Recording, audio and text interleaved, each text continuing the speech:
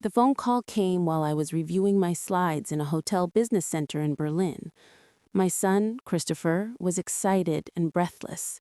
"Mom, it's happening. Vanessa's in labor. You have a granddaughter coming." My chest tightened with a joy I hadn't felt since my husband passed away.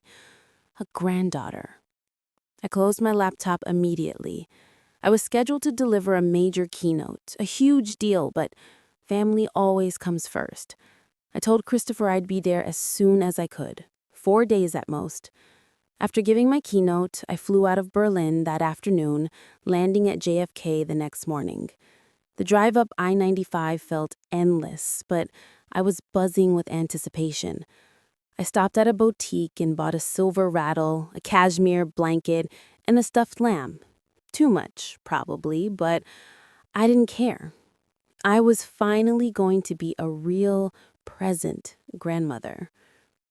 I pulled into the circular drive of their white colonial home in Greenwich, Connecticut, feeling a rush of love. But when Christopher answered the door, he looked terrible. Not the happy exhaustion of a new father, but a deep, wrong kind of exhaustion. "Mom, let me see her. Where is she?" He stepped back but didn't move aside. "Come in. We need to talk first." The words hit me wrong, a discordant note in my perfect fantasy. Vanessa appeared behind him, wearing white linen and a silk blouse, no baby in her arms, no spit up on her shoulder, no exhaustion in her face. They walked me to the formal living room, not the family room where you'd hold an infant. I stayed standing, clutching my gift bag. Christopher sat. Vanessa sat beside him, hands folded. "We placed her for adoption," Vanessa finally said. The room went silent. The words wouldn't arrange themselves into sense. "What are you talking about? The baby?" Christopher repeated, "We gave her up. It's already done." I put the gift bag down, the silence of the house deafening. "You called me 4 days ago from the hospital." Vanessa's voice was flat. "We did have a daughter, and we made the best decision for our family." The next words were the knife twist. "She's deaf," Vanessa stated with a clear note of disgust. "The hospital did a hearing screening. She failed it. We're not equipped to handle a damaged child." The word defective hung in the air. They had thrown away their 5-day-old daughter because she couldn't hear. I begged them to tell me which agency, desperate. But Christopher was firm. "The records are sealed. You have no rights." They had planned this. They had made sure I couldn't stop them. "If you could throw away your own child, then you're not the son I raised." I picked up the silver rattle, walked out, and drove until I found a cheap Marriott to cry in. I lay in that beige Marriott room, staring at a painting of a lighthouse, crying until my ribs ached. My granddaughter was somewhere in Connecticut, alone, rejected, with strangers who didn't love her simply because she was deaf. Christopher was right about one thing. The law was on their side. I had no standing, no legal rights. The courts wouldn't help me. The agency wouldn't talk to me. But I was Nancy, and I had two things they hadn't counted on: money and time.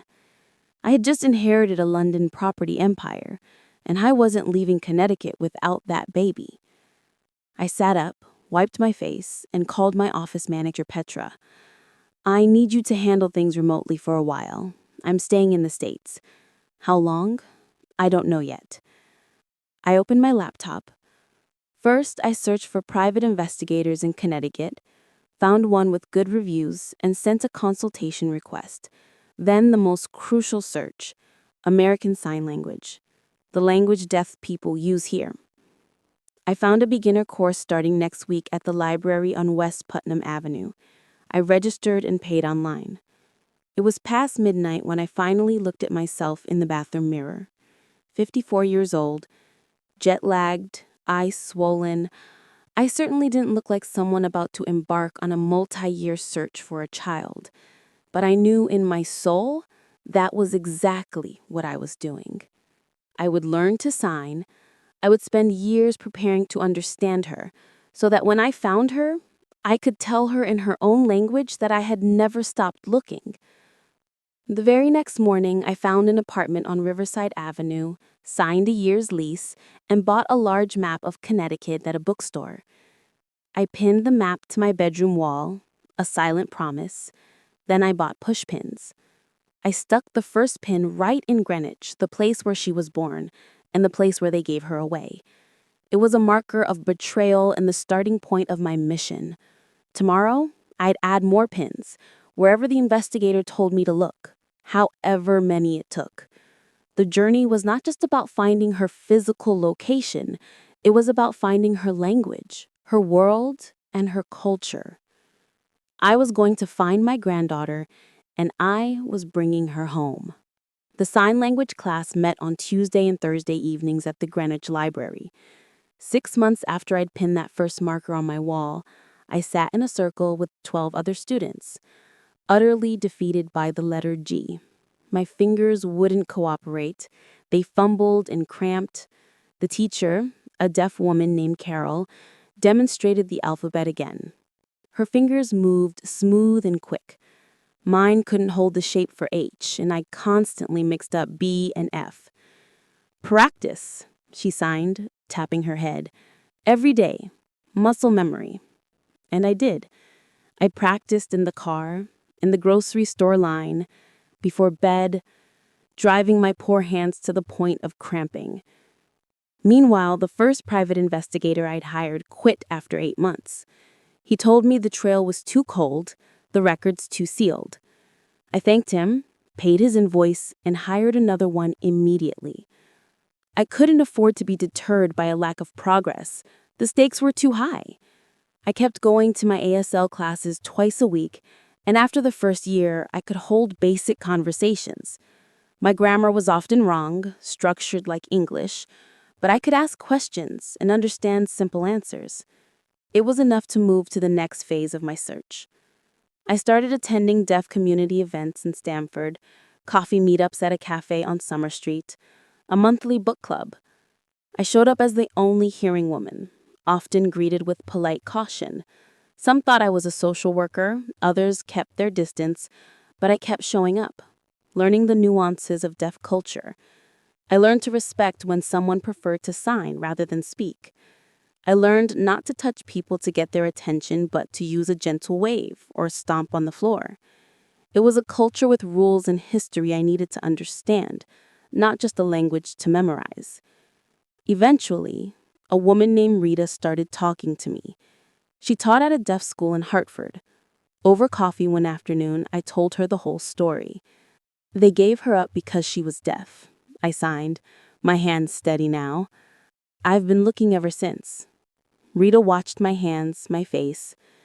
2 years now, and you learned sign language for a baby you've never met? I signed back, so I'd be ready when I found her. She nodded slowly, taking it in. "I'll ask around," she signed. "Deaf schools, programs, someone might remember something." But the months turned into years, and still, nobody remembered. The trail was dead, but my resolve was not. The months blurred into years. I drove to every adoption agency within 200 miles, walking in with the few details I had. A baby girl, born in Greenwich, given up at 5 days old, deaf. Most wouldn't talk to me, citing privacy laws and sealed records. Some were kind but firm. Others just pointed to the door.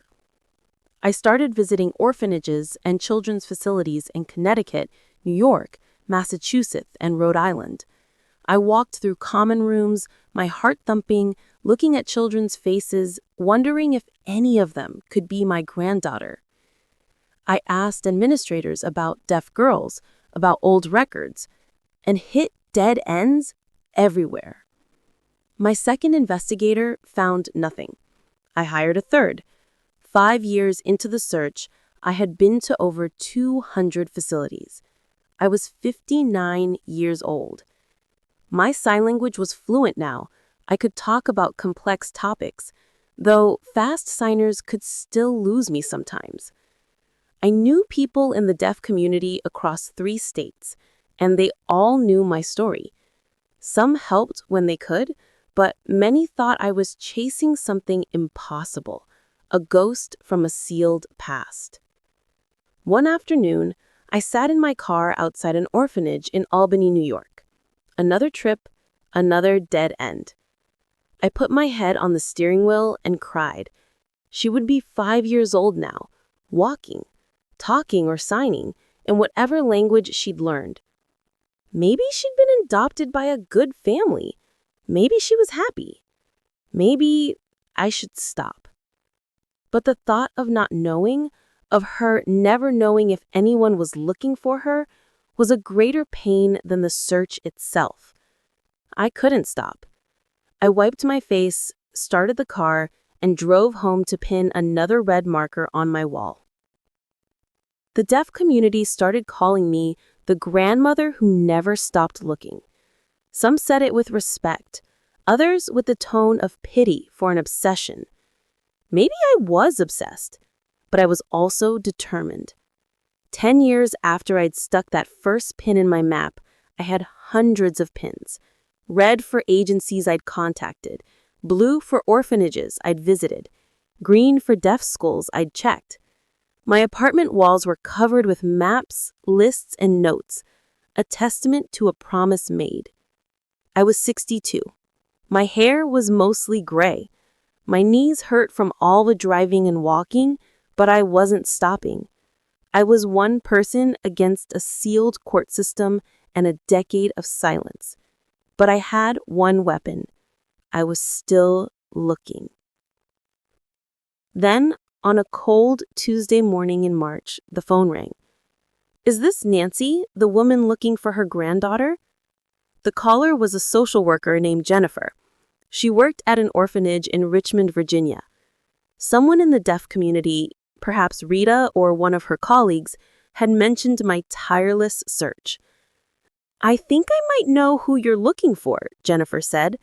My hands went numb, the phone nearly slipping from my grasp.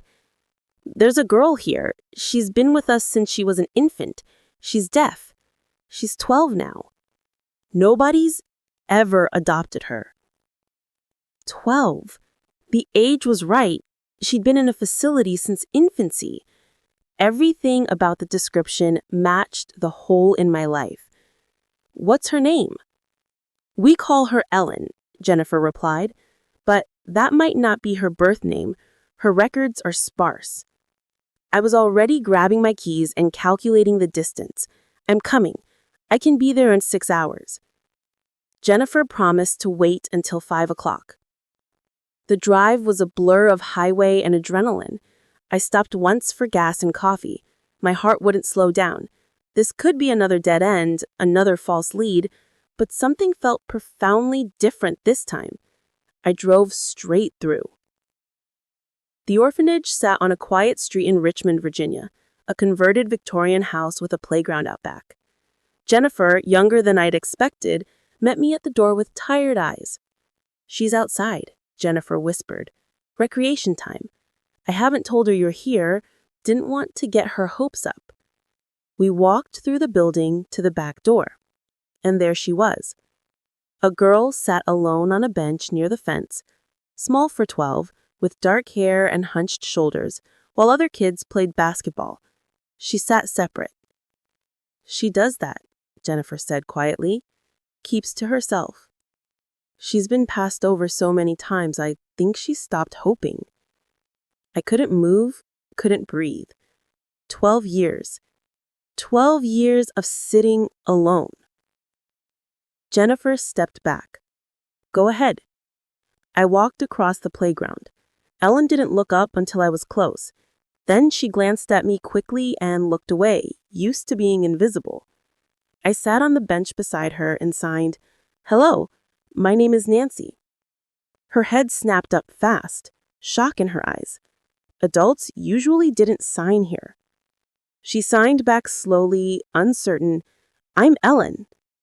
Her signing was basic, limited vocabulary, like someone who'd only been taught the minimum to get by. Then I saw it.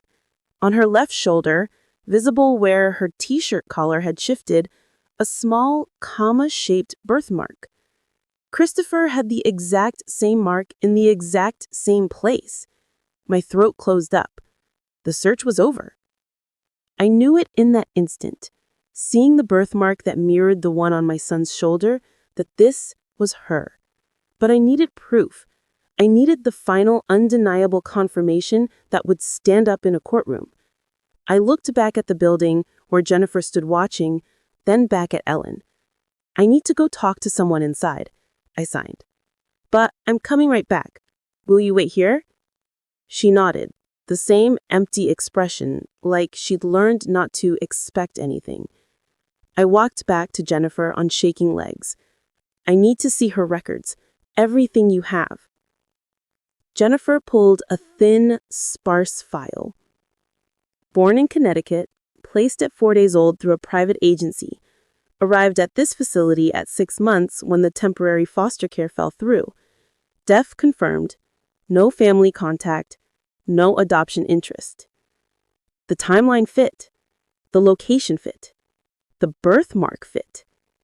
I need a DNA test, I said, my voice barely a whisper. I think she's my granddaughter. Jennifer's eyes widened, recognizing the gravity of the claim. I've been looking for 12 years, I insisted. I need to know for certain. It took 3 days to arrange the test through lawyers. 3 days where I drove back to Richmond every morning and sat with Ellen. We signed to each other, simple, careful conversations. She asked if I lived nearby. I told her I lived far away, but that I had traveled a long, long time just to meet her. Why? She signed. Because I've been looking for someone very important, I signed back. The results came back on Friday. I was in my lawyer's office in Greenwich, the same town where the betrayal happened, when he opened the envelope.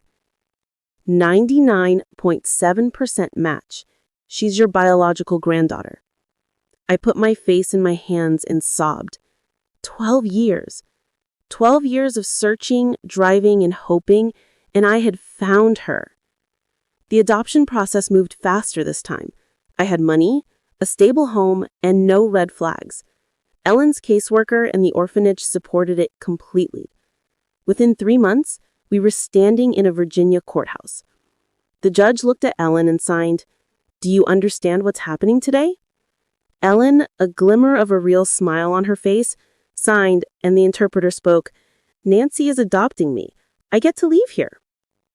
"How do you feel about that?" the judge asked. Ellen looked at me, then signed a single, powerful word, "Good." The papers were signed. We flew to London the next week. Ellen sat by the window watching the clowns, a free child. "Why did you look so long?" she signed on the plane. I took her hand. "Because you're my granddaughter, and I never stop looking for family." We both cried. After 12 years in an orphanage, she was finally coming home. The London flat felt too big at first. Ellen stood in the doorway of her new bedroom and wouldn't go in. She just stared at the bed, the desk, the window. "It's yours," I signed. "Your room." She nodded but didn't move. That first month was defined by her trauma. She barely looked at me, kept her eyes down, and flinched when I moved too quickly. At dinner, she ate fast, like someone might take the plate away. In the mornings, she'd be awake before me, sitting on her bed, fully dressed, just waiting. 12 years of institutionalization had taught her that invisibility and compliance were her safest options. Before we arrived, I'd hired a deaf consultant named Miriam to retrofit the flat. We installed a visual doorbell that flashed lights and smoke alarms that strobed. We upgraded the lighting in every room so Ellen could clearly see my face and hands when I signed. But the physical changes were the easier part. The real work was her language and her trust. Ellen's signing was basic, functional.